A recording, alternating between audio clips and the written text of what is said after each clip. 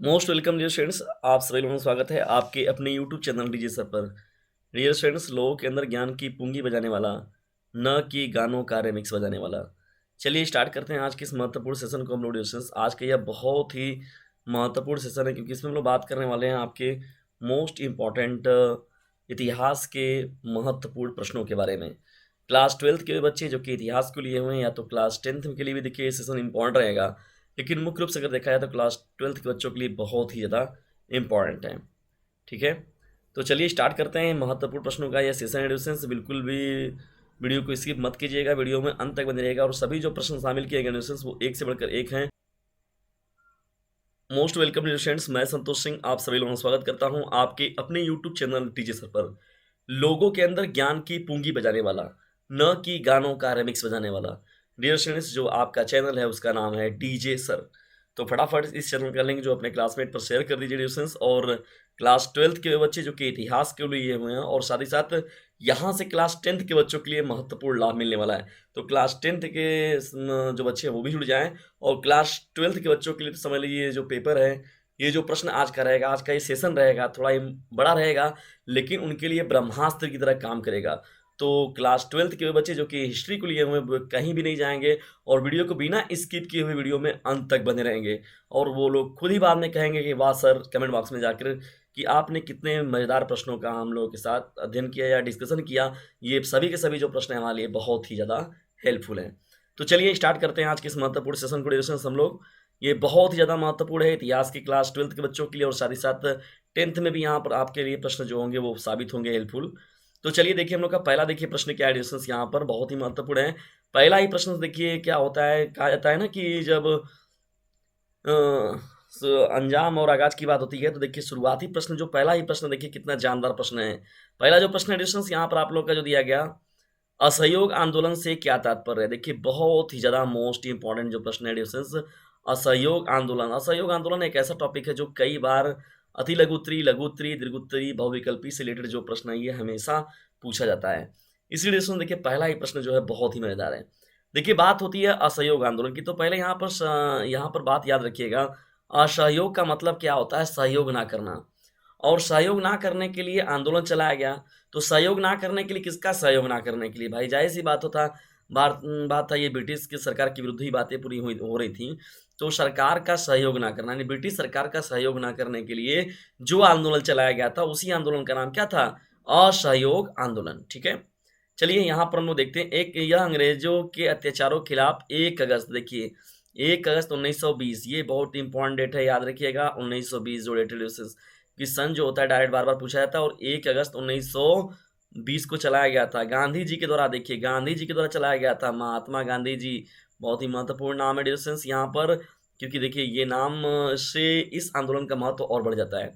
गांधी जी द्वारा शुरू किया गया सत्याग्रह आंदोलन था यह, जो अंग्रेजों द्वारा प्रस्तावित अन्यायपूर्ण कानूनों और कार्यों के विरोध में देशव्यापी अहिंसक आंदोलन था। अहिंसक, जान देखिए क्या कहा गया था, भाई गांधी जी को जानते ही हैं कि सत्य और अहिंसा के पुजारी थे। तो इनका मैक्सिमम जो आंदोलन था अहिंसक था। ठीक है ना, अहिंसक की वजह से ही देखिए ये महत्वपूर्ण कई आंदोलनों को फिर वापस भी ले लिए थे ना, जिसमें हिंसा थोड़ा बहुत भी उनको देखने को मिल गया था।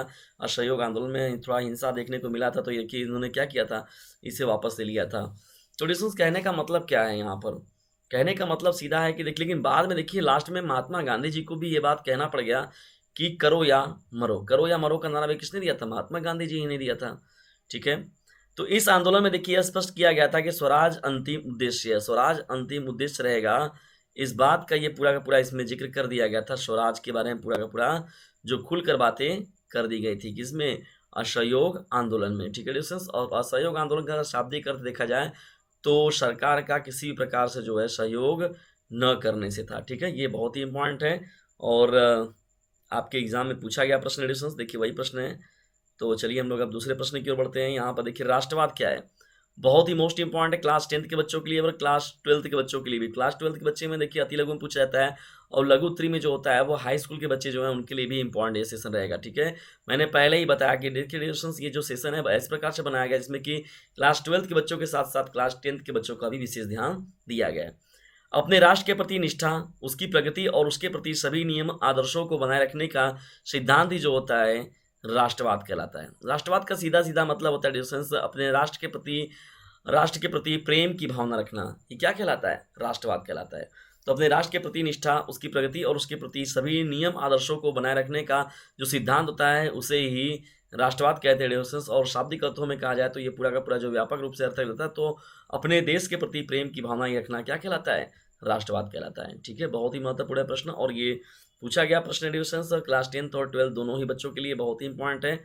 देखिए ये जो प्रश्न है ये भी बहुत ही इंपॉर्टेंट है। अगर देखा जाए तो दोनों ही एग्जामों के दृष्टिकोण से देखा जाए तो बहुत ही महत्वपूर्ण है। प्रश्न संख्या 3 जो है, वाटरलू का युद्ध किसे कहते हैं? वाटरलू का युद्ध बहुत ही ज़्यादा मोस्ट इंपॉर्टेंट है। वाटरलू का युद्ध किसे कहते हैं? देखिए दोस्तों हम लोग बात करने जा रहे हैं वाटर तो चलिए आइए जानते हैं वाटरलू के युद्ध के बारे में। देखिए ये युद्ध क्या हुआ था 18 जून 1815 को। ये रिसेंस डेट बहुत ही इंपॉर्टेंट है, याद रखिएगा डेट को। 18 जून 1815 को क्या किया गया था? लड़ा गया था ये जो था, ठीक है ना। नेपोलियन का यह अंतिम युद्ध था। नेपोलियन बोनापार्ट का जो नाम आता है डिविजन्स, तो नेपोलियन का यह अंतिम युद्ध था। एक तरफ फ्रांस तो था तो दूसरी तरफ ब्रिटेन, रूस, प्रशा, ऑस्ट्रिया और हंगरी की सेना थी। युद्ध में हारने के बाद नेपोलियन ने आत्मसमर्पण कर दिया था। नेपोलियन जो था डिविजन्स इस युद्ध में हारने के बाद क्या किया था? उसने आत्मसमर्पण कर दिया था, ठीक है ना। याद रखिएगा बहुत ही ज़्यादा इंपॉर्टेंट है ये। वाटरलू का जो युद्ध है बहुत ज़्यादा इंपॉर्टेंट है। कब होता है, कब हुआ था? बहुविकल्पी में कभी 10 वालों के क्लास 10 के बच्चों के 10 वालों के बहुविकल्पी में भी कई बार देखिए प्रश्न पूछा गया है। जर्मनी का एक मोस्ट इंपॉर्टेंट प्रश्न है क्लास 10th और क्लास 12th दोनों ही बच्चों के लिए। 10th के बच्चों में भी देखिए इटली का एकीकरण जो हो गया, जर्मनी का एकीकरण, दोनों ही बहुत ही महत्वपूर्ण है। उसके साथ ही साथ जो एडिशंस क्लास 12th के बच्चों के, तो ये समझ लीजिए बहुत ही महत्वपूर्ण प्रश्न है। देखिए एकीकरण की बात होता है, क्या कहते हैं हम लोग एकीकरण को? तो एकीकरण का मतलब एक तरीके से क्या करना, एकजुटता, मतलब उस राष्ट्र को क्या करना, एकजुट करना, ठीक है ना। तो जर्मनी के एकीकरण से क्या तात्पर्य? देखिए फ्रांस की क्रांति द्वारा उत्पन्न नवीन विचारों से जर्मनी प्रभावित हुआ था। फ्रांस में जब क्रांति हुई तो उससे क्या हुआ था? उसके नवीन नवीन विचारों से, नए नए विचारों से जर्मनी भी प्रभावित हुआ था। नेपोलियन ने अपनी विजयों द्वारा विभिन्न जर्मन राज्यों को राइन संघ के अंतर्गत संगठित किया, जिसमें जर्मन राज्यों को एक साथ रहने का एहसास हुआ। मतलब ऐसे एक साथ रहने का एहसास हुआ कि नहीं, हाँ वास्तव में हम लोग अगर साथ से हैं, एक साथ मिलजुल कर रह रहे हैं, यूनिटी के साथ रहे हैं, तो उसका हमें क्या भरपूर मिल रहा है सहयोग। इससे जर्मनी में एकता की भावना का प्रसार हुआ। जर्मनी के एकीकरण का श्रेय जो होता है वो बिस्मार्क हो जाता है। किसे जाता है एडिशंस? बिस्मार्क हो जाता है ना। ये बहुत ही महत्वपूर्ण नाम है। ये जो बिस्मार्क है तो इटली के एकीकरण का जो श्रेय था वो किसे जाता है? बिस्मार्क हो जाता है ना। आटवान बिस्मार्क की बात होती है, बहुत ही महत्वपूर्ण ये नाम है। और जर्मनी का जो एकीकरण रिलेशंस, ये प्रश्न जो है बहुत ही अपने आप में मोस्ट इंपॉर्टेंट प्रश्न है, ठीक है। बिल्कुल भी इस प्रश्न को मत छोड़िए। क्लास 10th के बच्चे रहें चाहे 12th के बच्चे रहें, उन दोनों ही क्लास के बच्चों के लिए जो सेशन एडिशंस बहुत ही ज़्यादा मोस्ट इंपॉर्टेंट है। अब देखिए पांचवा जो प्रश्न, दांडी मार्च और दांडी यात्रा क्या है? क्या ये क्लास 10th के बच्चों में नहीं पूछता है? बिल्कुल पूछता है, और 12th के बच्चों में भी पूछा गया प्रश्न है। तो मैंने देखिए इस प्रकार से सेशन को बनाया गया जिसमें क्लास 10th और 12th दोनों ही बच्चों के लिए हेल्पफुल होने वाला है वीडियो। तो वीडियो को भी स्किप मत कीजिएगा, क्योंकि याद रखिएगा डीजे सर का कहना है बोर्ड बेटा पर बंधना है, अब की बार बोर्ड पर वार। तो इसकी सार्थकता तभी सिद्ध होगी जब आप लोग भरपूर सहयोग देंगे डीजे सर चैनल का। और उसके लिए आप लोग कुछ भी नहीं करना है, खुद भी इस चैनल से स्टडी करना है, और जितने भी दूर दराज के विद्यार्थी हैं उन सभी लोगों पर, जितने भी संपर्क वाले हैं उन सभी पर इस चैनल का लिंक शेयर जरूर करना है। तो चलिए स्टार्ट करते हैं। पांचवा देखिए हम लोग का प्रश्न क्या, दांडी मार्च या दांडी यात्रा किसे कहते हैं? बहुत ही मोस्ट इंपॉर्टेंट प्रश्न है एडिशंस। दांडी मार्च या दांडी यात्रा किसे कहते हैं? देखिए बात हो रही है दांडी मार्च की, जिसे नमक मार्च और दांडी सत्याग्रह के रूप में भी जाना जाता है। देखिए 1930 में क्या था, महात्मा गांधी जी के द्वारा अंग्रेजी सरकार के नमक के ऊपर कर लगाने के कानून के विरुद्ध किया गया सविनय कानून भंग कार्यक्रम था एडिशंस। देखिए बहुत ही महत्वपूर्ण एडिशंस। ये 61 वर्ष की उम्र में लगभग गांधी जी ने ये बहुत ही बड़ा कारनामा किया था इसमें। और अगर देखा जाए तो ये बहुत ही महत्वपूर्ण इनका ये अगर आंदोलनों के में देखा जाए तो ये बहुत ही महत्वपूर्ण उनका एक कदम रहा था उस समय का, अगर देखा जाए तो। और एडिशंस ये बहुत ही ज़्यादा पॉपुलर है ये जो दांडी मार्च है ना। देखिए यहाँ पर कुछ इसमें के तहत कुछ महत्वपूर्ण बातें और आपसे मैं कर दूँ यहाँ पर। देखिए दांडी मार्च की बात हो रही है तो यहाँ पर क्या है, ये चीज़ याद रखिएगा आप समय के बारे में। 12 मार्च से 1930 से देखिए 6 अप्रैल 1930 24 दिनों का ये सफ़र था एडिशंस। और महत्वपूर्ण जो उस समय क्रांतिकारी थे आंदोलनों में शामिल, तो वो सभी लोग इसमें शामिल हुए थे। और दांडी के किनारे जाकर उन्होंने नमक बनाकर नमक कानून को तोड़ा था। और इतने बड़े उम्र में एडिशंस गांधी जी ने इतना बड़ा कारनामा 61 के उम्र में, वो लोग लगभग 250 लगभग इस लोगों ने किलोमीटर 300 किलोमीटर लगभग हम चले थे उस समय लोग। बहुत ही बड़ा ये कदम था एडिशंस, बहुत ही सराहनीय कदम था। देखिए चलिए आगे बढ़ते हैं हम लोग। खानका, देखिए खानका ये जो मुख्य रूप से है वो क्लास 12th का है, इसमें क्लास 10th के बच्चों का ये प्रश्न नहीं है। कोई बात नहीं, क्लास 10th के बच्चे जो स्किप करके आगे प्रश्न में बढ़ सकते हैं, लेकिन 12th के बच्चे रुके रहेंगे। खानका से आप क्या समझते हैं? बहुत ही मोस्ट इंपॉर्टेंट प्रश्न एडिशन। देखिए खानका क्या होता है? खानका का मतलब देखिए क्या होता है, मठ या तो आश्रम होता है। अगर शाब्दिक अर्थों में बात करें हम लोग तो देखिए मठ या तो आश्रम जैसे आप लोग जानते हैं, तो उससे ही हम लोग खानका कहते हैं। देखिए मठ आश्रम को तो आप समझ गए, लेकिन खानका भी उसी का एक क्या है, पर्यायवाची शब्द है।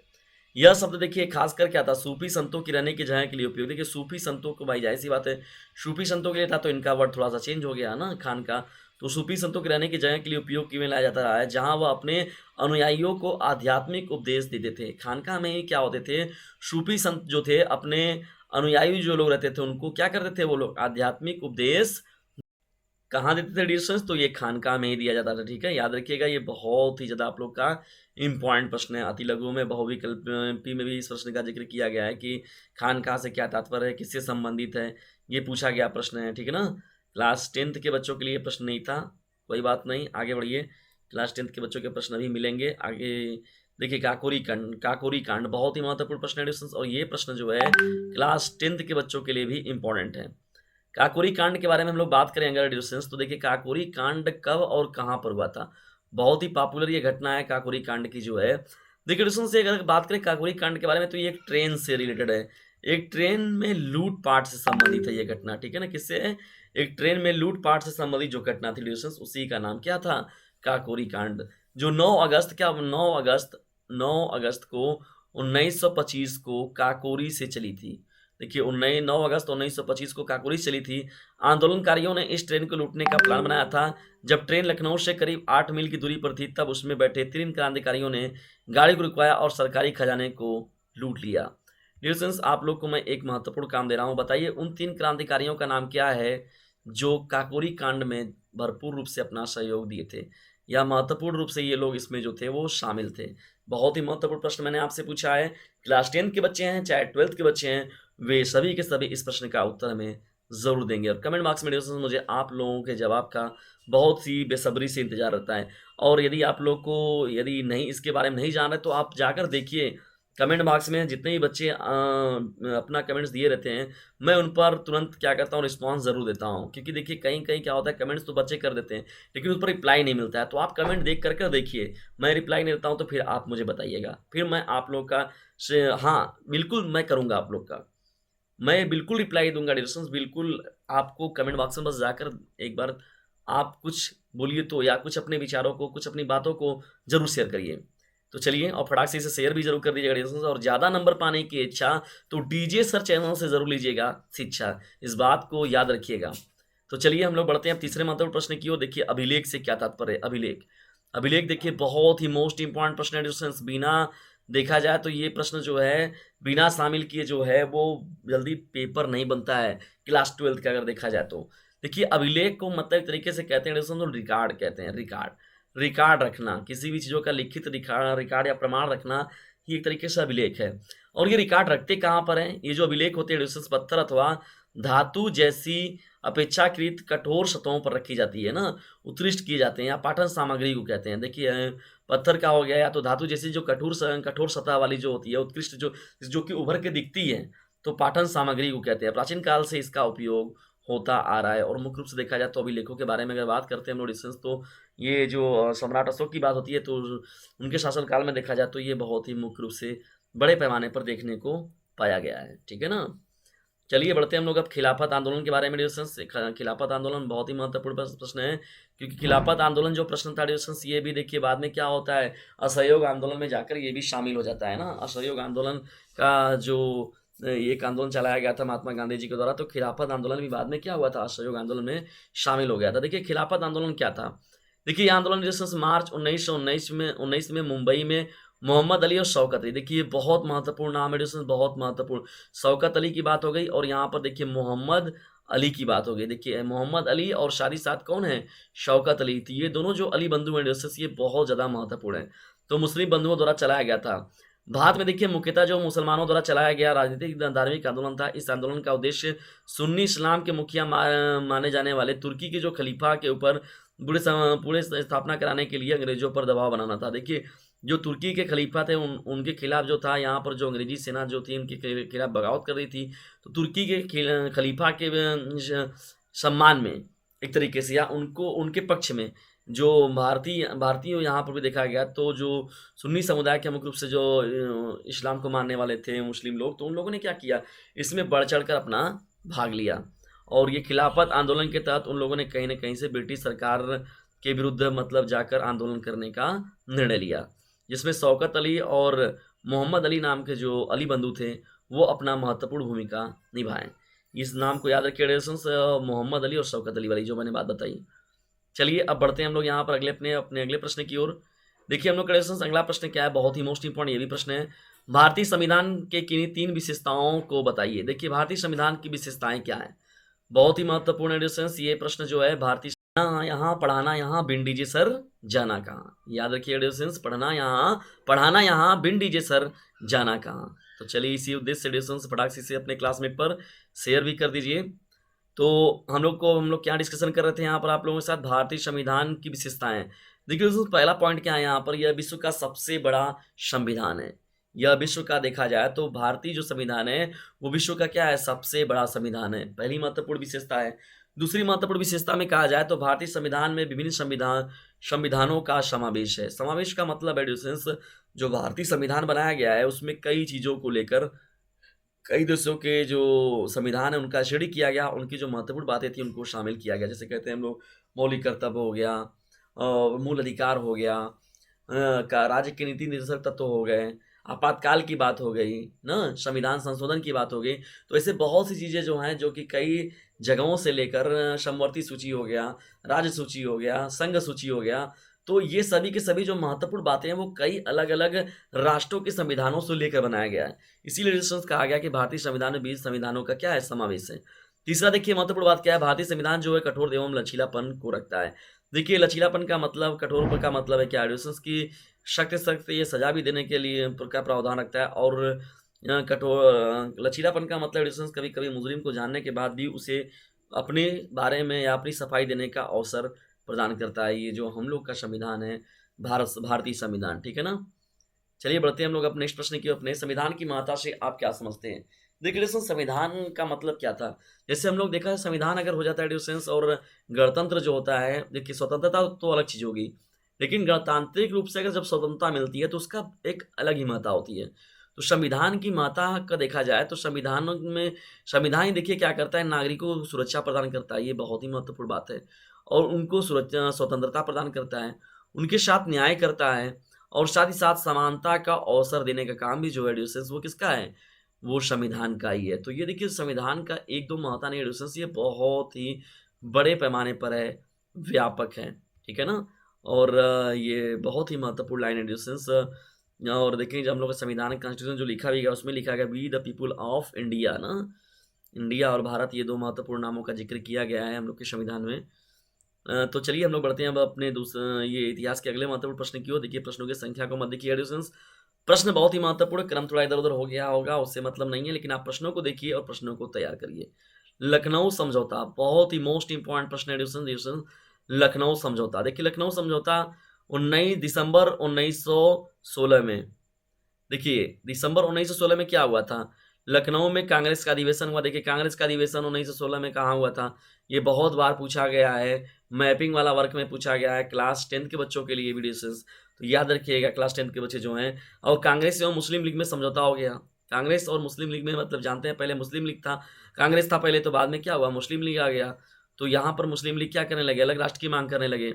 समझौते के तहत देखिए कांग्रेस ने क्या किया, मुस्लिमों के लिए पृथक चुनाव क्षेत्र के मुस्लिम लीग के प्रस्ताव को स्वीकार कर लिया, मतलब स्वीकार कर लिया डिस्टेंस। और बाद में देखिए ये क्या हुआ, बंटवारे का भी धीरे धीरे, अब देखिए समझ लीजिए बीज बो ही दिया गया था, और बाद में क्या हुआ, बंटवारा हो भी गया, जो कि देखा जाए तो आज भी बड़े पैमाने पर लोगों को प्रभावित करता है ये बंटवारा, ठीक है।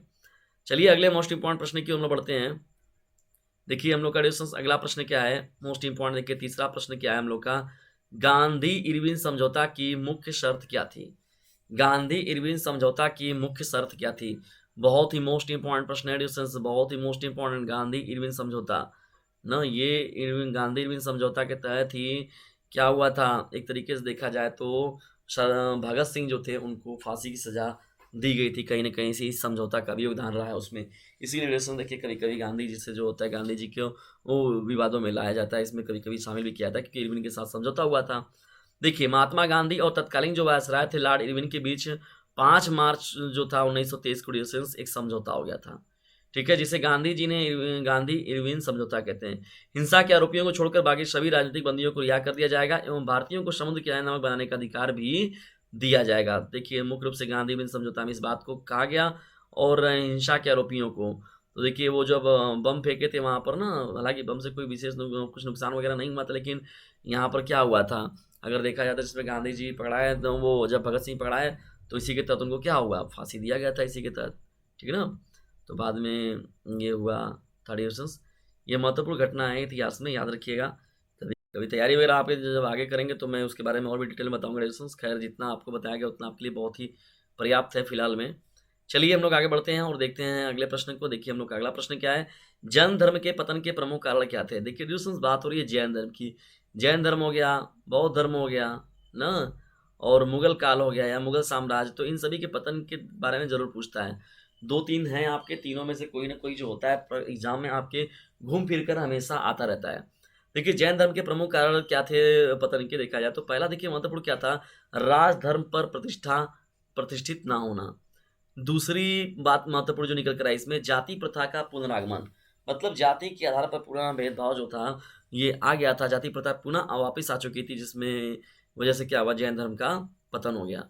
तीसरा महत्वपूर्ण था रिलेशन, जैन धर्म को महत्वपूर्ण रूप से देखा जाए तो विशेष प्रचारक नहीं मिले, प्रचारकों का अभाव था यहाँ पर देखा जाए तो। देखिए प्रचार होना ही बहुत ज़्यादा जरूरी होता है। चौथी महत्वपूर्ण जो है आंतरिक मतभेद, ये भी कहीं ना कहीं से कारण बना जैन धर्म के पतन का।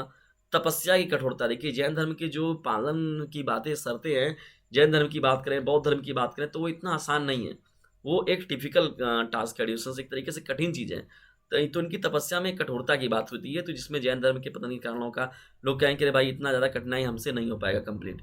और छठवीं जो महत्वपूर्ण बात है, भाषा की दुर्बलता। देखिए जैन धर्म जो है मुख्य रूप से अगर देखा जाए पाली भाषा है, प्राकृत भाषा है, तो कुछ ऐसी भाषाओं में मुख्य रूप से इनका जो था वो ग्रंथ जो लिखे गए थे, जिसका कि अध्ययन सभी लोग को कर पाना क्या था, आसान नहीं था सभी लोगों के लिए, जिसकी वजह से कहीं ना कहीं से यहाँ पर जो था जैन धर्म का पतन हुआ। चलिए अगले प्रश्न की ओर बढ़ते हैं। पांचवा जो महत्वपूर्ण प्रश्न है, और पांचवा प्रश्न नहीं है, प्रश्न तो बहुत ज्यादा हो चुका है। जैन धर्म के 5 पंच महाव्रत से आप क्या समझते हैं। देखिए पंच महाव्रत में कौन कौन सी चीजें शामिल है। जैन धर्म के अनुयायियों के लिए महावीर स्वामी ने 5 महाव्रत दिए थे। देखिए अहिंसा की बात हो गई, किसकी बात हो गई, अहिंसा की बात हो गई। दूसरा क्या है, सत्यता की बात हो गई, सत्यता ही की बात हो गई। अस्तेय की बात हो गई, ब्रह्मचर्य की बात हो गई, और उसके साथ ही साथ अपरिग्रह की बात हो गई। तो जीवन के लिए अनिवार्य बताया गया, जिससे ब्रह्मचर्य को महावीर स्वामी जी द्वारा जोड़ा गया था। याद रखिएगा, देखिए ये बहुत ही महत्वपूर्ण है, बहुविकल्पी में आपका बन सकता है यहाँ से प्रश्न। ब्रह्मचर्य जो था डिस्टेंस, वो किसके द्वारा जोड़ा गया था, महावीर स्वामी जी के द्वारा जोड़ा गया था, स्वामी जी के द्वारा जोड़ा गया था। तो जैन धर्म के जो पंच महाव्रत है उनमें से ब्रह्मचर्य किसके द्वारा जोड़ा गया था, महावीर स्वामी जी के द्वारा। कहीं अगर बहुविकल्पी में पूछ दिया जाए, अगर किसी बोर्ड एग्जाम में समय जैसे यूपी का हो गया, उत्तराखंड का हो गया, और उसके साथ ही साथ बिहार के वगैरह के बच्चों का हो गया, तो आप लोग इसको आसानी से कर लीजिएगा, ठीक है। और एमपी में अगर रिक्त स्थानों में पूछा जाएगा तब वहाँ पर भी आप लोग इसे अच्छे से कर लीजिएगा, ठीक है ना। चलिए आगे बढ़ते हैं हम लोग नेक्स्ट प्रश्न की ओर। और इसमें देखिए ये जो प्रश्नों का सीरीज जो आप लोगों को बताया जा रहा है, ये केवल ऐसा नहीं केवल यूपी बोर्ड, देखिए यूपी बोर्ड के सिलेबस को तो देखा ही गया है, उसके साथ ही साथ उत्तराखंड के जो महत्वपूर्ण सिलेबस है उसके आधार पर भी बेस पर बात की जा रहा है। बिहार का सिलेबस जो उसका भी अध्ययन किया गया है, एमपी का जो सिलेबस है उस पर भी अध्ययन किया गया है।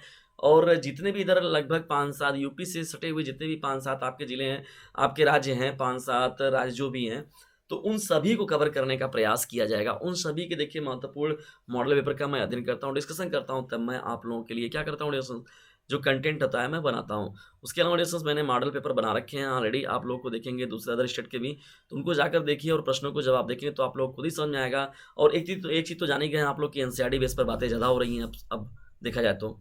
सेशन हम लोग का लंबा हो जा रहा है, लेकिन अगर आप लोग को लंबा लग रहा है तो वीडियो को अभी रोक लीजिएगा, लेकिन स्किप मत कीजिएगा, बाद में इसे पूरा फिर से जरूर देखिएगा, जहां से रोके हैं उसके बाद से फिर जोड़कर पढ़िएगा उसको, लेकिन सेशन को पूरा कंप्लीट जरूर कीजिएगा, तभी आप लोग को इसका भरपूर लाभ मिल पाएगा। और याद रखिएगा, यदि ज़्यादा नंबर पाने की इच्छा तो डीजे सर चैनल से जरूर लीजिएगा शिक्षा, क्योंकि याद रखिएगा ये जो चैनल है लोगों के अंदर ज्ञान की पूंगी बजाने वाला चैनल है, ठीक है, न कि गानों का रिमिक्स बजाने वाला।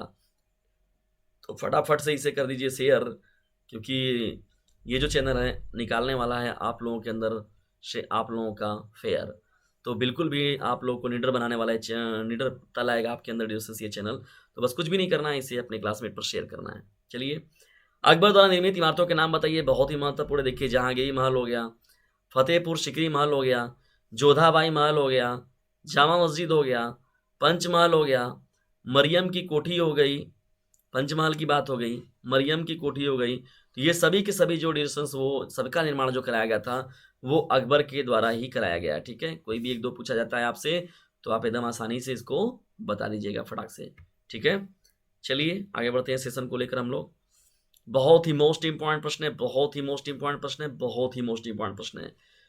इसे बिल्कुल भी इस प्रश्न को यदि आप लोगों ने छोड़ दिया तो समलोडेशन बहुत ही पछताएंगे। बहुत ही ज़्यादा पॉपुलर प्रश्न है एडिशन से, और यहाँ से अति लघु लघुत्री भी बनता है कि किस मुगल काल के शासक में मुगल चित्रकला का बहुत ही ज़्यादा मतलब चरमोत्कर्ष था। ये बहुत ही महत्वपूर्ण चीज़ है। मुगल चित्रकला की विशेषताएं बताइए। देखिए, मुगल चित्रकला की विशेषताएं कौन कौन सी है। पहली बात है, जो मुख्य रूप से देखा जाए तो मुगल शैली के चित्रों के विषय दरबारी शान और शौकत बादशाह की रुचियां आदि रहे हैं, मुख्य रूप से अगर देखा जाए तो। दूसरी जो महत्वपूर्ण बात रही है, इस काल के अधिकतर जो चित्र हैं वो कागज पर बनाए गए हैं। इसके अलावा कपड़े, भित्ती और हाथी दांत पर भी चित्र बनाए गए हैं। ठीक है दोस्तों, याद रखिएगा। और ये जब शासक कौन था, जहांगीर। जहांगीर के शासन में देखा जाए तो चित्रकला जो था दोस्तों वो ज़्यादा अपने चरमोत्कर्ष पर रहा है। ठीक है ना, याद रखिएगा, ये महत्वपूर्ण पॉइंट था आपका। देखिए, तीसरी जो महत्वपूर्ण इसमें बात क्या हो जाएगी, चित्रकारों ने संध्या और रात्रि के चित्रांकन में भी रुचि ली। इससे चित्रों में चांदी और स्वर्ण रंग भरे गए हैं। ये भी देखिए महत्वपूर्ण पॉइंट हो जाएगा आप लोगों का। मुगल चित्रकला की विशेषताओं में इसे भी शामिल किया गया है। अब चलिए बढ़ते हैं हम लोग अपने नेक्स्ट प्रश्न की ओर। ये जो प्रश्न है दोस्तों ये भी बहुत ही ज़्यादा मोस्ट इंपॉर्टेंट है। प्रश्न संख्या 3। देखिए प्रश्न क्या है, मगध महाजनपद के शक्तिशाली होने के कारण बताइए। बहुत ही ज़्यादा मोस्ट इंपॉर्टेंट ये प्रश्न है डिस्टेंस। मगध महाजनपद, देखिए मगध महाजनपद, मगध देखिए बहुत हाईलाइटेड नाम है डिस्टेंस, बहुत हाईलाइटेड है। ठीक है ना, क्योंकि इस पर कई जो हैं अगर देखा जाए तो महत्वपूर्ण रूप से शासक जो हैं, योग्य शासकों को दिया है मगध महाजनपद ने। देखिए निम्न कारण थे जिसमें कि मगध जो था वो महाजनपद शक्तिशाली होने के पीछे महत्वपूर्ण क्या क्या कारण थे। देखिए यहाँ पर पहली जो महत्वपूर्ण बात थी, लोहे की यहाँ पर भरपूर मात्रा में खदान थी। आर्थिक रूप से जो था मगध जो था बहुत ही मजबूत था। और कृषि व्यवस्था जो थी यहाँ पर मगध साम्राज्य की वो बहुत ही मजबूत थी। मतलब यहाँ पर उपजाऊ भूमि जो था बहुत ही बड़े पैमाने पर था। और यहाँ का जो वातावरण था वो स्वतंत्र था, और यहाँ पर वैदिकीकरण भी पर्याप्त था। और जैसे देखा जाए तो योग्य शासक जैसे हो गए, योग्य शासक जो हैं, जैसे बिंबिसार की बात हो गई, अजातशत्रु की बात हो गई, महापद्मनंद की बात हो गई, सम्राट अशोक की बात हो गई, और उसके साथ ही साथ चंद्रगुप्त मौर्य की बात हो गई। तो ऐसे महत्वपूर्ण जो योग्य शासक पैदा हुए जो कि साम्राज्य को, मगध महाजनपद को और बड़े पैमाने पर और व्यापक रूप में लोगों के समक्ष प्रस्तुत किया इन लोगों ने। ठीक है दोस्तों, ये एक बहुत ही महत्वपूर्ण रूप से जो ये शासक थे वो उभर कर सामने लोगों के आए हैं। ठीक है, इसलिए जो प्रश्न है, ये प्रश्न भी जो होगा आपके बोर्ड एग्जाम में भी उभर कर आ सकता है। तो बिल्कुल भी इस प्रश्न को छोड़िएगा मत डिस्टेंस। ठीक है, चलिए, क्योंकि ये सब जो नम हैं बोर्ड के फ्राई करने वाले हैं, और इसलिए इन प्रश्नों को आप लोग ट्राई ज़रूर कीजिएगा। चलिए बढ़ते हैं हम लोग अलबरूनी की तरफ। अलबरूनी कौन था, बहुत ही मोस्ट इंपॉर्टेंट प्रश्न है डिस्टेंस। अलबरूनी कौन था। देखिए, अबू रेहान मोहम्मद बिन अहमद अलबरूनी। पहले तो ये पूरा नाम याद रखिएगा डिस्टेंस, कभी कभी नाम भी पूछ देता है, इसीलिए देखिए मैंने यहाँ पर पूरा नाम लिखा हुआ है। अबू रेहान मोहम्मद बिन अहमद अलबरूनी, अलबरूनी का पूरा नाम था। एक फारसी विद्वान था, लेखक था, वैज्ञानिक था, धर्मज्ञ तथा विचारक भी था। अलबरूनी ने देखा जाए तो 1030 ईस्वी में किताब उल हिंद, देखिए किताब का नाम ही पूछता है, किताब उल हिंद के लेखक कौन है, तो ये कौन है, अलबरूनी है। तो किताब उल हिंद कब किया गया था, 1030 में नामक किताब की रचना की। और याद रखिएगा बहुत ही महत्वपूर्ण ये प्रश्न। और एक मैं छोटा सा आप लोग को प्रश्न दे रहा हूँ कि अलबरूनी किसके शासनकाल में जो था वो भारत आया हुआ था। बहुत ही सीधा सीधा प्रश्न मैं आपसे पूछ रहा हूँ डिस्टेंस, इसका उत्तर जरूर दीजिएगा, क्योंकि थोड़ा बहुत टेस्टिंग आप लोग का करना ज़रूरी है कि कितना आप लोगों ने अपने से स्टडी किया है। कुछ आपसे अपने से भी स्टडी कुछ करते हैं कि खाली बस केवल आप लोग नोटिंग ही कर रहे हैं। चलिए बढ़ते हैं 5वें प्रश्न की ओर। अशोक के राजनीतिक एकीकरण के प्रयास को बताइए। राजनीतिक एकीकरण में देखिए अशोक ने कौन कौन से महत्वपूर्ण रूप से कार्य किए थे। देखिए दोस्तों, यहाँ पर कहा गया कि जो कलिंग का युद्ध हुआ, तो कलिंग के युद्ध के बाद से जो सम्राट अशोक था वो महत्वपूर्ण रूप से हताहत हुआ, और यहीं के बाद से फिर सम्राट अशोक जो था वो कहा जाता है कि वो एक तरीके से बौद्ध धर्म को भी अपना लिया उसने, और उसने शांति की ओर कदम अपना बढ़ाया। तो अशोक ने देश के राजनीतिकीकरण के बारे में देखिए बताया, उसने इसे एक धर्म के कहा, और ठीक है क्या कहा, एक धर्म कहा, एक भाषा के रूप में स्वीकार किया, वस्तु ब्राह्मी नामक एवं एक लिपि में बांधने का प्रयास किया, जिसका उपयोग उनके अधिकांश शिलालेखों में किया गया भी है। देश को एक करने में उन्होंने खरोष्टी, ठीक है, खरोष्टी, आरामी और ग्रीक जैसी गैर भारतीय लिपियों का भी सम्मान किया। मतलब लोगों को किसी भी तरीके से, किसी भी भाषा के रूप में, किसी भी वेशभूषा के रूप में, कैसे भी लोगों को क्या किया जाए, पहले इस समय जागरूक करने की जरूरत है। तो किसी भी तरीके से जागरूक करने का उसने प्रयास किया। ठीक है, ये डिस्कशंस कुछ महत्वपूर्ण है। देखिए बहुत ही महत्वपूर्ण प्रश्न है, डिग्री में पूछा जाता है आप लोग का ये प्रश्न, बहुत ही ज़्यादा इंपॉर्टेंट है क्लास 10 12 के बच्चों के लिए। ठीक है, चलिए स्टार्ट करते हैं इस प्रश्न को। ये प्रश्न जो डिस्कशंस बहुत ही ज़्यादा इंपॉर्टेंट है, बहुत ही ज़्यादा इंपॉर्टेंट है। अकबर का मूल्यांकन पूछा गया प्रश्न है कई बार, इसलिए मैं यहाँ डिस्कशन कर रहा हूँ आप लोगों के साथ। अकबर का मूल्यांकन एक राष्ट्रीय सम्राट के रूप में कीजिए, अथवा क्या अकबर एक राष्ट्रीय शासक था, विवेचना कीजिए, अथवा अकबर राष्ट्रीय सम्राट था, इस कथन की समीक्षा कीजिए। देखिए डिस्कशंस यहाँ पर बात की जाए अगर सम्राट के बारे में, सम्राट अकबर के बारे में, तो देखिए राष्ट्रीय शासक कहने के प्रत्येक पीछे मत है कि क्यों कहा गया है। कुछ विद्वानों का मत है कि वह राष्ट्रीय शासक नहीं किंतु अंतर्राष्ट्रीय साम्राज्य स्थापित करना चाहता था।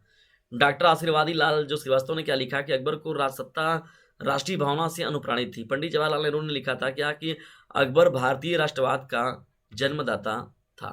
देखिए ये पंडित नेहरू जी का कथन है और इम्पॉर्टेंट एडिशंस, क्योंकि हमारे देश के प्रथम प्रधानमंत्री ने कुछ अपना वक्तव्य दिया हुआ है, तो जाहिर सी बात है ये पॉइंट जो होगा अपने आप में महत्वपूर्ण हो जाएगा। आगे जब पढ़ते हैं हम लोग तो देखिए कुछ और भी महत्वपूर्ण विद्वानों ने अपना अपना मत दिया। जैसे देखिए इसमें क्या था, डॉक्टर राम प्रसाद त्रिपाठी जी का कथन रहा है कि अकबर जो था, अकबर एक आदर्श एक विश्वव्यापी साम्राज्य स्थापित करना चाहता था। विश्वव्यापी साम्राज्य को स्थापित करना चाहता था डिवीजन, कैसे साम्राज्य को, विश्वव्यापी साम्राज्य को। उसकी इच्छा थी कि वह अपने राज्य का विस्तार मध्य एशिया तथा उसके पूर्व वो जो राज्य फरगना तक कर वो ले जाए। और लेनपुर के बारे में अगर कहा जाए तो लेनपुर ने भी देखिए क्या क्या कहा अकबर के बारे में। अकबर एक की उदारता पूर्ण सह्यता से सहिष्णुता की एक ऐसी कल्पना को जन्म दिया जिसका आपस में लड़ने वाली विभिन्न जातियों और धर्मों वाले देश भर पर चिरस्थायी प्रभाव पड़ा, और थोड़े समय के लिए अनेक संप्रदायों के स्थान पर एक राष्ट्र का निर्माण कर दिया था। और इसमें जाहिर सी बात है कि देखिए यहाँ पर क्या था, इसने एक राष्ट्र का निर्माण कर भी दिया था एक तरीके से देखा जाए तो। और जो महत्वपूर्ण रूप से ज़्यादा धार्मिक ये देखिए लंबा शासक के तौर पर भी रहा है, और चर्चित ये नाम है डिविशंस कौन, जो अकबर की बात हो रही है। ठीक है ना, महत्वपूर्ण प्रश्न था ये आप लोग का डिविशंस। दीन ए इलाही, दीन ए इलाही की क्या है महत्वपूर्ण बातें, चलिए आइए हम लोग जानते हैं। दीन ए इलाही बहुत ही पॉपुलर नाम है ये, दीन ए इलाही के मुख्य तत्व क्या है। अबुल फजल ने आईन अकबरी के 77वें आईने में दीन ए इलाही का विवरण दिया था। अबुल फजल ने की दिया था डिविशन, देखिए आईन अकबरी के 77वें आईने में दीन ए इलाही का विवरण दिया था। इस धर्म के मुख्य सिद्धांत निम्नलिखित हैं। कौन कौन से सिद्धांत हैं, आइए हम लोग उस पर अब बात करते हैं। दीन ए इलाही की बात आप लोगों के साथ इस समय की जा रही है। वीडियो को बिल्कुल भी सेव मत कीजिएगा डिस्टेंस, इसे फैलाइए। तो चलिए हम लोग बात कर रहे हैं दीन ए इलाही धर्म की। तो देखिए दीन ए इलाही धर्म के मुख्य सिद्धांत क्या थे। पहली महत्वपूर्ण बात क्या थी, ईश्वर एक है और अकबर उसका पैगंबर है। दूसरी जो महत्वपूर्ण बात थी, मांस भक्षण इसके अनुयायी नहीं कर सकते। तीसरी जो महत्वपूर्ण बात थी, इस धर्म के अनुयायियों को सम्राट के सामने सीधा साष्टांग प्रणाम करना पड़ता था। ठीक है, ये बात थी। चौथा जो महत्वपूर्ण पॉइंट इसमें जोड़ा गया, सबको सूर्य तथा अग्नि की उपासना करना अनिवार्य था। तो देखिए डिस्टेंस यहाँ पर बीरबल जो महत्वपूर्ण नाम है, बीरबल ने देखिए दीन ए इलाही धर्म को सबसे पहले किसने अपनाया था, बीरबल बीरबल ने अपनाया था। ठीक है ना, महत्वपूर्ण है, याद रखिएगा इस नाम को। और बीरबल का एक अन्य नाम क्या था ये भी बताइए, गपाक से बताइए क्या महेश दास नाम था उनका। पांचवा जो महत्वपूर्ण बात है डिस्टेंस, इनकी इसके अनुयायियों को बहेलिया, मछुओं, कसाईयों तथा इस प्रकार का उद्योग करने वालों के साथ भोजन करने की अनुमति नहीं थी। छठवीं जो महत्वपूर्ण बात इसमें शामिल किया गया था दीन इलाही धर्म की जो महत्वपूर्ण सिद्धांतों में शामिल किया गया था, गर्भवती हो गया, वृद्ध हो गए, बांझ स्त्रियों तथा अपरिपक्व बालिकाओं के साथ सहवास करना निषेध था। ठीक है ना, ये बहुत ही महत्वपूर्ण बात है। सातवां जो पॉइंट था इसमें, प्रत्येक अनुयायियों को अपना वर्षगांठ के दिन प्रति भोज देना पड़ता था। ये भी देखिए एक महत्वपूर्ण पॉइंट इसमें जोड़ा गया था। ठीक है, किसमें, दीन ए इलाही धर्म की बात हो रही है। तो दीन ए इलाही धर्म के जो अनुयायी थे उनके लिए कौन कौन से महत्वपूर्ण सिद्धांत बनाए गए थे। तो दीन ए इलाही धर्म के लिए देखिए और महत्वपूर्ण सिद्धांत क्या थे डिविशंस, उस पर बात करते हैं, कर लेते हैं हम लोग। आठवां देखिए क्या है, धर्म का परिवर्तन केवल रविवार को ही हो सकता था। और नौवां जो महत्वपूर्ण बात था, प्रत्येक व्यक्ति को सम्राट के प्रति संपत्ति, जीवन, मान तथा धर्म का बलिदान करने के लिए उद्यत रहना पड़ता था, मतलब तैयार रहिए। 10वां जो था, मृतक देह के मस्तिष्क को पूर्व की ओर, पैरों को पश्चिम की ओर करके दफनाया नहीं जा सकता था। ये भी एक महत्वपूर्ण बात थी, किसमें? दीन ए इलाही धर्म की। महत्वपूर्ण ये सभी कुछ सिद्धांत थे जिसके सिद्धांत आधार पर जो दीन ए इलाही धर्म था वो आगे बढ़ता जा रहा था। चलिए आगे बढ़ते हैं हम लोग। तो आगे बढ़ने से पहले डिस्कशन आप लोग भी थोड़ा सा कर दीजिए। सेशन देखिए आप लोग को अच्छा लगता है, आप लोग कंटेंट बहुत लगता है, एक नंबर का लगता है, आप लोग कमेंट्स में भी जाते हैं, अपनी राय रखते हैं, लेकिन इसे शेयर नहीं करते हैं और इसे लाइक भी नहीं करते हैं। यदि लाइक करते हैं डिस्कशन आप लोग, तो जो भी कंटेंट तैयार करता है उसे एक इंटरनल मोटिवेशन मिलता है, ताकि मैं आप लोगों के लिए और भी बेहतर तरीके से वर्क कर सकूं। पहली महत्वपूर्ण बात हो गई। और दूसरी महत्वपूर्ण बात ये होती है कि एक इंटरनल मोटिवेशन मिलता है, और शेयर जब आप करते हैं तो ऑनलाइन प्लेटफॉर्म का ये बहुत ही महत्वपूर्ण साधन है। डीजे सर फैमिली को डिस्कशन एक बिग फैमिली के रूप में हम लोग ले जा सकते हैं। यदि आप लोगों का समर्थन मिला तो ऐसा अवश्य होगा। उसके लिए डिस्कशन बस आप लोग कुछ भी नहीं करना है, बस उसे थोड़ा सा शेयर अवश्य कीजिए। मुगलों के तो यहाँ पर जो है प्रांतीय शासक के दोषों का क्या करना है? उल्लेख करना है।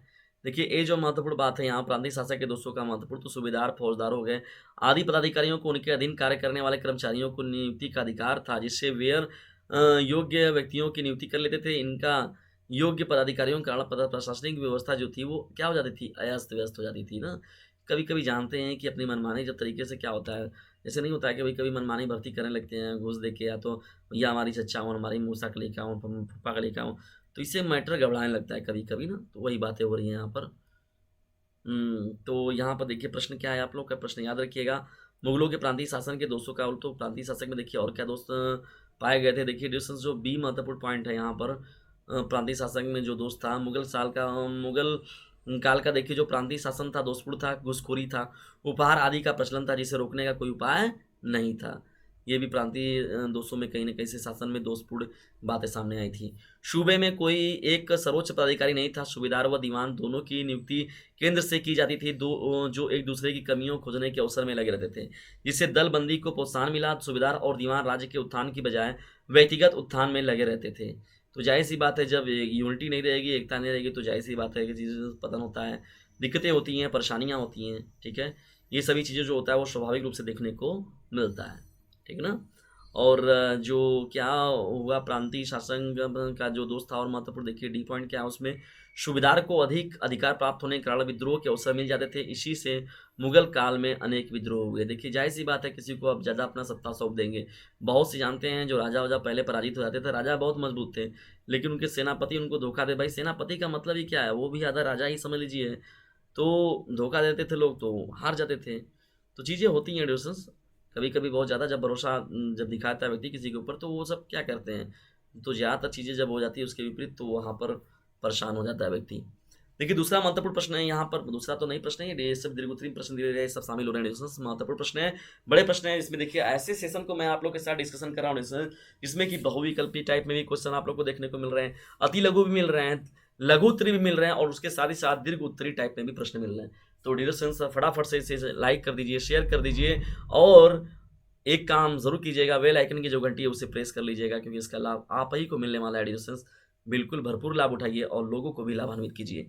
इतने महत्वपूर्ण मैं कंटेंट मैं आप लोगों को लेसन्स फ्री में देता हूँ यूट्यूब पर, और आप लोग इसका भरपूर भी लाभ उठा भी लेते हैं, लेकिन इसे शेयर नहीं करते हैं।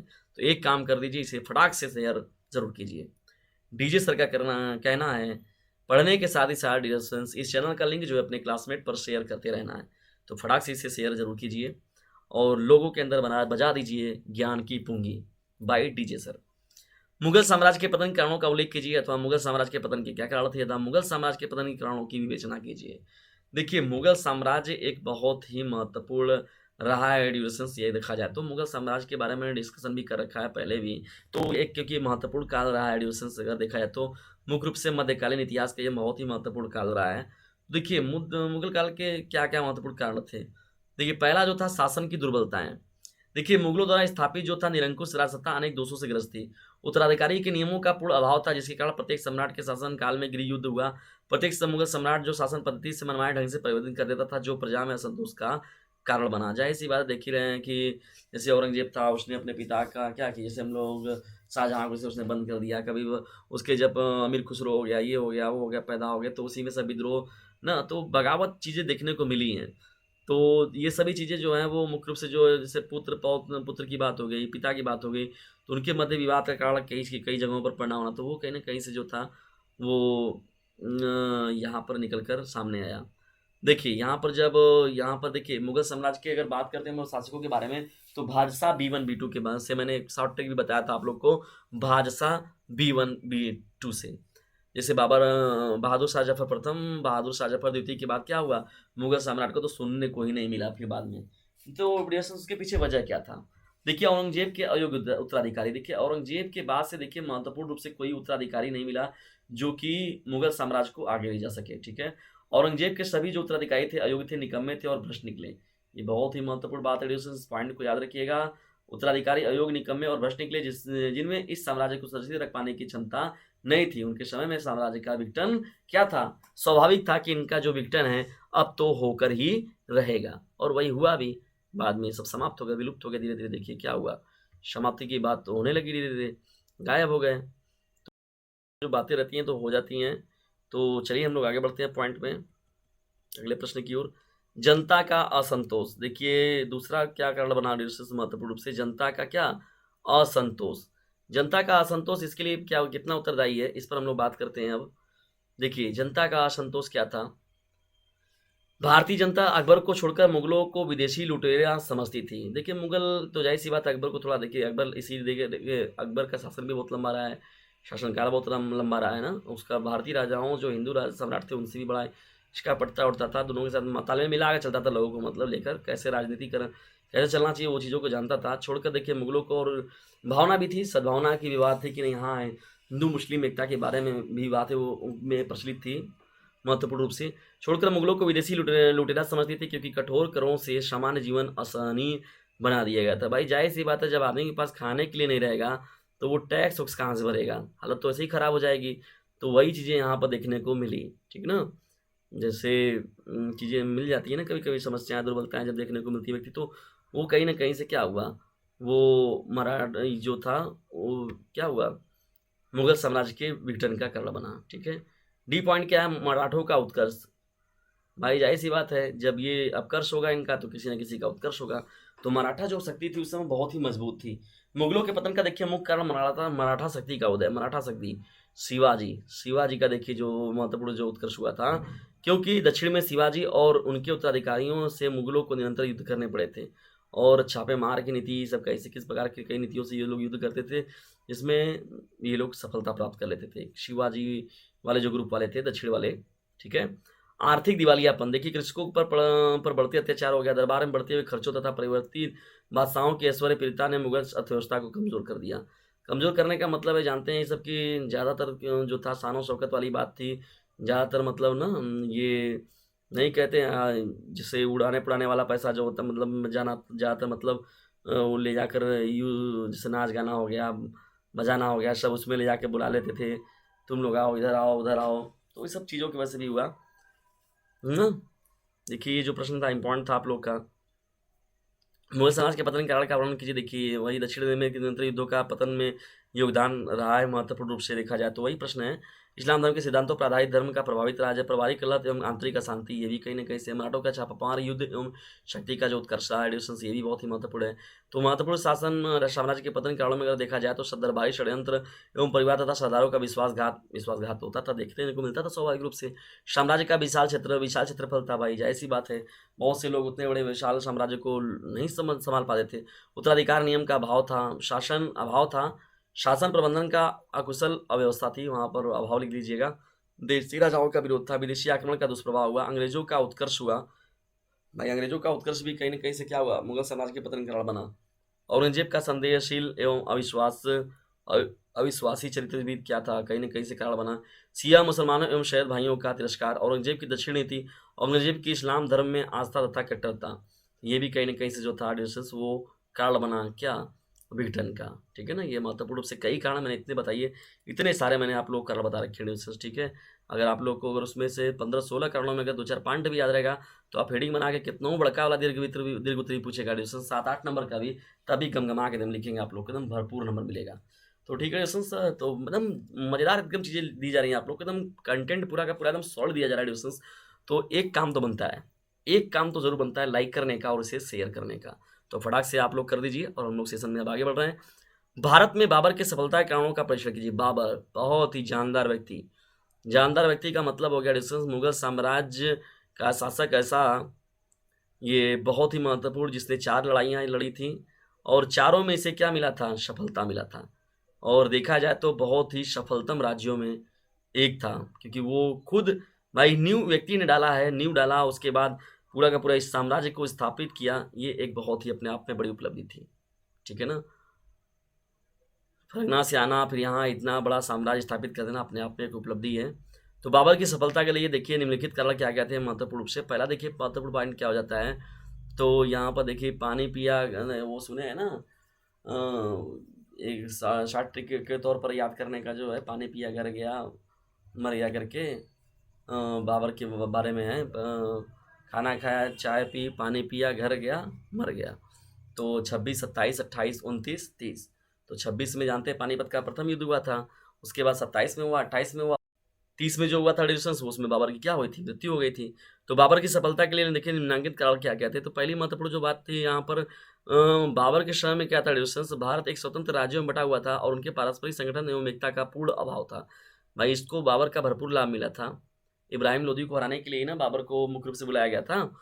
देखिए बाबर की सेना पूर्ण रूप से संगठित एवं प्रशिक्षित थी। राजपूतों की पराजय के कारण उन पर तोपों का विनाशकारी प्रहार था, ठीक है, जिसकी वजह से क्या हुए, इन लोगों को पराजय का सामना करना पड़ा। और पहली बात, सबसे महत्वपूर्ण बात तो पहले ही बताया गया कि यूनिटी का अभाव था, एकता नहीं था, जिससे कि वो महत्वपूर्ण रूप से सफलता मिलने के पीछे ये भी महत्वपूर्ण कारण था।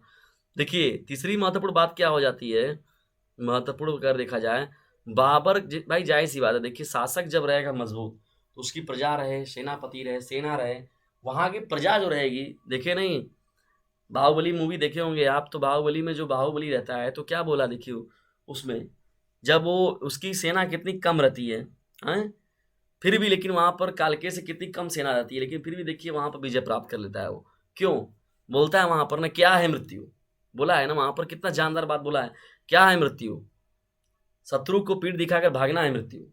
कोई माँ, कोई नीच पापी हमारी माँ को अभद्र चीजें कह रहा है, ये चीजें बोलना चाह रहा है और उसको कुछ जवाब देने के बजाय पीठ पीछे पीठ चुरा कर भागना है मृत्यु। तो देखिए कैसा दिखाया गया वहाँ, कितना इमोशनली सीन दिखाया गया, मतलब हाथ नहीं लोगों के अंदर, पैर नहीं, लेकिन लोग फिर भी सेनाएं जो है वहां से उड़ जा रही हैं।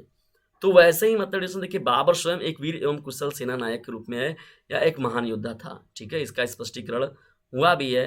क्या कहते हैं कि उसमें इतिहासकारों के तौर पर भी देखा जाएगा तो इतिहास में भी इस बारे में है कि बाबर स्वयं क्या था, एक वीर एवं कुशल सेना नायक और महान योद्धा था, ठीक है। दो चौथी जो महत्वपूर्ण बात देखिए, भारतीयों की युद्ध प्रणाली बहुत ही दोषपूर्ण थी। वह हाथियों का अधिक प्रयोग करते थे, जो अक्सर युद्ध में घातक सिद्ध होते थे। तो डिस्कशन देखिए, ये तो हाथियों का जो युद्ध वाला कॉन्सेप्ट था, ये बड़ा पुराना। जैसे अभी देखा जाए, अगर किसी को छोटी बंदूक बंदूक दे दिया जाए, 2 नलिया वाली बंदूक, और किसी को देख रहे हैं इतना एक से एक हाईलाइटेड बंदूक आ गया है, और धाए धाए पता चला वो मार के खाली हो गया, और ऊपर चला नली में बंदूक डाल अपना भरते ही रह गए। तो टेक चीज़ें बदलनी चाहिए लोगों को, समय के सापेक्ष जो होता है, चीज़ें जो परिवर्तित नहीं होती तो भाई जाहिर सी बात है, दिक्कतें देखने को मिलती हैं। देखिए पांचवी महत्वपूर्ण बात जो थी यहाँ पर इब्राहिम लोदी की कठोर नीति के कारण सभी दरबारी एवं अमीर नाराज रहते थे, इसलिए उन्होंने युद्ध में उसे पूरा पूरा सहयोग नहीं दिया। इसलिए देखिए पानीपत का जो प्रथम युद्ध था उसमें इब्राहिम लोदी की जो पराजय हुई थी, क्योंकि उसके अपने ही लोगों ने जो था वो धोखा दे दिया था, उसका समर्थन नहीं किया। तो ये भी कहीं ना कहीं से महत्वपूर्ण कारण बनता है। तो डिस्कस ये रहा आज का महत्वपूर्ण सेशन। आज का यह महत्वपूर्ण थोड़ा सेशन लंबा था, लेकिन आज का बहुत ही मजेदार सेशन था डिस्कस। आज का यह महत्वपूर्ण सेशन आपको कैसा लगा, इसके बारे में कमेंट बॉक्स में जरूर बताएं। और यदि वीडियो पसंद आता है तो इसे लाइक करें, शेयर करें, और चैनल पर चैनल को सब्सक्राइब करना बिल्कुल भी ना भूलिएगा। और एक काम और डिस्कस, ये जो चैनल है डीजे सर, तो डीजे सर चैनल का एक बहुत ही महत्वपूर्ण नंबर है डिस्कस, उसको मैं आप लोग के समक्ष प्रस्तुत कर दे रहा हूँ। उस नंबर को नोट कर लीजिए। देखिए 950, ठीक है, थोड़ा अभी टाइपिंग मुझको प्रॉब्लम होता है लैपटॉप वगैरह पर। 950 600, अरे लिखो यार, 690 हो गया, ठीक है, 690 हो गया। माउस कहीं रखा गया, दिख नहीं रहा है, मिल नहीं रहा है, इसकी वजह से मुझे हाथों से उंगली से ये सेटिंग करना पड़ता है इस पर टाइपिंग। 950 690 285 7 ये है हम लोग का व्हाट्सएप ग्रुप नंबर, बहुत ही ज़्यादा मोस्ट इंपॉर्टेंट नंबर है डिस्टेंस। तो इसे ज्वाइन करिए और भरपूर लाभ उठाइए डीजे सर का। 950 690 285 7 ये नंबर डिस्टेंस पर आप लोग को एक मैसेज करना है, जिसमें मैं आप लोग को भरपूर सहयोग दूँगा। तो इस नंबर को ज्वाइन करिए दोस्तों, और दूर-दराज के जो भी आपके जान-पहचान वाले मित्रगण हैं, या तो जो क्लास 10th और 12th के बच्चे हैं, वो चाहे किसी भी स्टेट के हों बच्चे, तो उन पर इस चैनल का लिंक जो है उसे शेयर ज़रूर कीजिए, और वो चाहे हिंदी मीडियम से हो, चाहे इंग्लिश मीडियम से हो। ये बात भी देखिए हटा दीजिएगा कि हिंदी मीडियम का लफड़ा और इंग्लिश मीडियम वाला। तो हिंदी मीडियम का देखिए ज़्यादा लेक्चर हैं इस चैनल पर, लेकिन इंग्लिश मीडियम पर भी मैं डिस्कस इस चैनल पर आप लोगों के लिए वर्क करता हूँ। तो लेकिन इंग्लिश मीडियम के बच्चे अभी हम लोग के साथ कम जुड़े हुए हैं, इसलिए थोड़ा-सा अभी उन पर काम कम हो पाता है। लेकिन जैसे-जैसे उनकी संख्या बढ़ेगी रिसोर्स, तो भरपूर रूप से उन पर भी काम अवश्य रूप से होगा। तो डिस्कस फटाफट से इस चैनल का लिंक जो है उसे अपने क्लासमेट पर शेयर कर दीजिए, और ऐसे ही महत्वपूर्ण सेशन आप लोग को नियमित तौर पर मिलते रहेंगे, लेकिन आप लोग को उसके लिए भरपूर सहयोग भी डीजे सर चैनल का देना पड़ेगा, और उसके लिए कुछ भी नहीं करना है डिस्कस, बस आप लोग को जाकर अपनी एक राय देनी होगी कि आज का यह महत्वपूर्ण सेशन आपको कैसा लगा, और आपको किस टॉपिक पर वीडियो चाहिए, जाइए कमेंट बॉक्स में तुरंत अपनी राय रखिए। जल्दी मिलते हैं हम लोग किसी अन्य वीडियो में, तब तक के लिए टेक केयर, गुड बाय, जय हिंद, जय भारत।